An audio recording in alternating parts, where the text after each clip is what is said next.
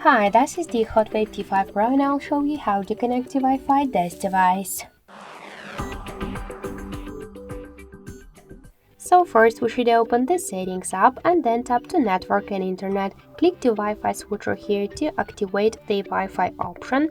Also, you could turn off the Wi-Fi by the same click to the switcher.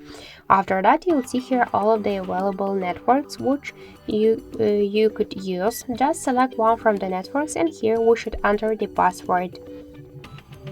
After that, just tap to OK, wait a couple of seconds and we could see that our device successfully connected to this network.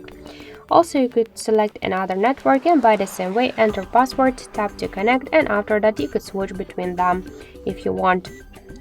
Also, yet one more way how we could do that, just open the control panel first and here you'll see the Wi-Fi icon. Just to activate Wi-Fi or to turn it off, click to this icon, and to launch full Wi-Fi settings, hold it for a while and that's it.